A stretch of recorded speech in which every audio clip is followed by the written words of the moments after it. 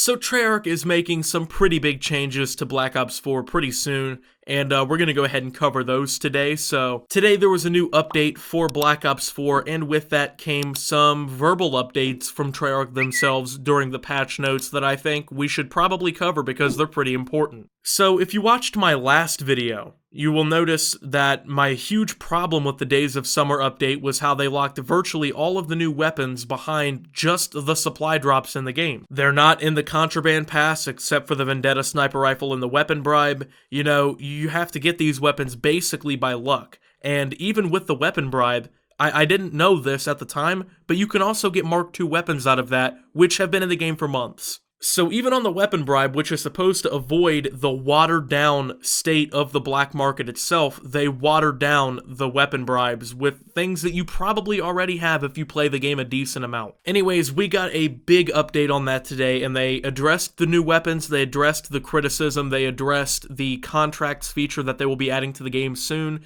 and yeah, we're just going to go ahead and hop right into that. So apparently they're going to be going forward, actively planning new ways to earn the weapons just by playing the game in any mode. You know, we'll see how far this goes. Just, I wouldn't get too excited for it, man. They've promised so much and just purposely, it seems like, turned their back on these ideas before. But of course, the community challenge, which is already live and is actually now live across all platforms, will give you the free, fully customizable Grav aka Galil assault rifle once everyone completes 15 million public matches.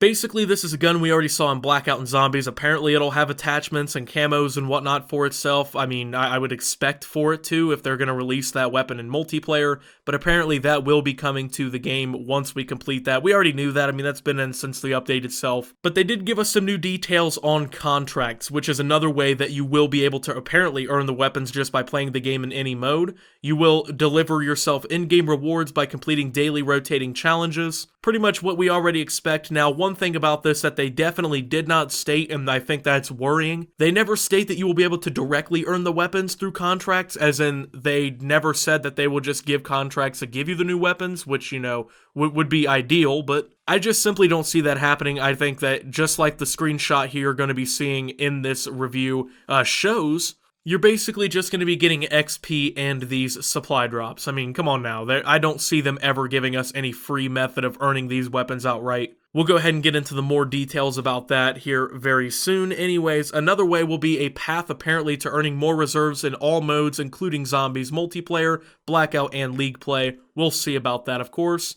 They also confirmed that future duplicate protected weapon bribes will be coming in the future. Of course, they definitely don't confirm whether or not Mark II or 3 or whatever weapons will be in them. I can almost guarantee that they will. I don't see them turning their back on this idea now. Anyways, to give a few more details on the new contracts, the next major update to the game in late June will bring contracts. We knew that, of course, but in this system you'll be able to choose and complete more contracts each day than ever before. There will be rotating daily challenges, which, I mean, just looking at it, it looks like you'll be at least to earn it maybe like 4 to 5 reserve crates a day. That is if you complete every single contract. And I mean, if they have mode-specific ones, if you play every single mode every day and complete them, I mean, you might really be grinding out these reserve crates. But then again, at the end of the day, reserve crates are, number one, not protected. I almost said protected. Wouldn't have made sense. They're not duplicated protected, so you can definitely get duplicated items. But on top of that, the amount of stuff that they've just added in to fill the game up, you know, the weapon charms for every weapon, the death effects for every weapon, every single camo being for every single weapon individually,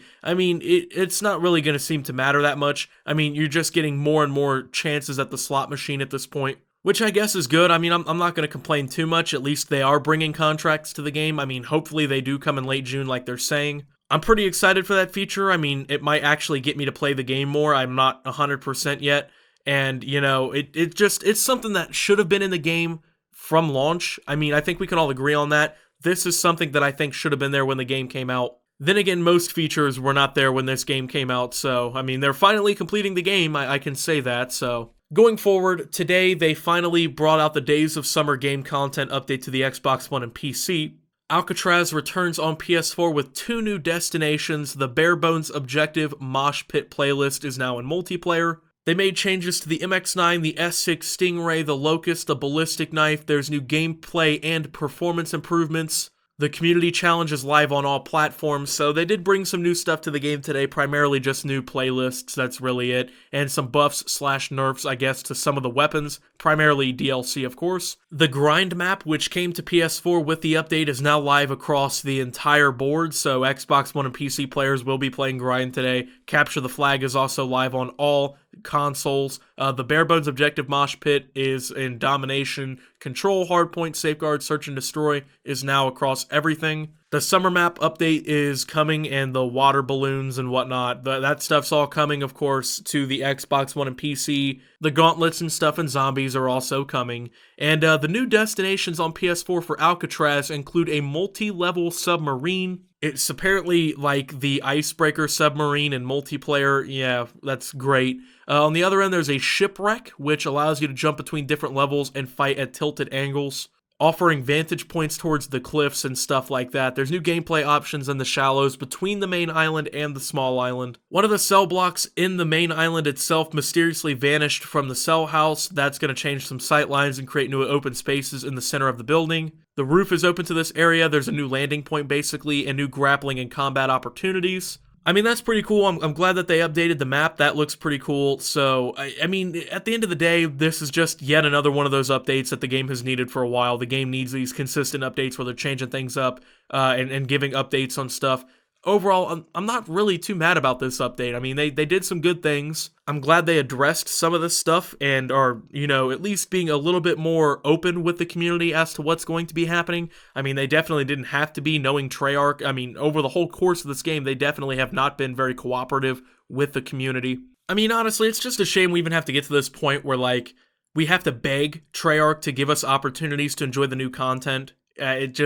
I don't know, that still rubs me really wrong. Out of my, what is it called? The weapon crate, or the weapon bribe, I ended up getting the Locust, which was the one weapon I didn't want to get. I ended up getting the ballistic knife in a random drop as well, so I have 2 of the new DLC weapons, but, I mean, I don't know. I just don't feel like I'm ever going to get the Stingray or the Peacekeeper, just being my luck. With that being said, I mean, it's another one of those updates, man. I don't know. We'll see what's going on. I mean, apparently the next major update is only a few weeks away here in late June, so hopefully we don't have to wait that much longer. I mean, that could be technically next week or the week after. I'm assuming it's going to be the week after next. But I mean, at the end of the day, you never know.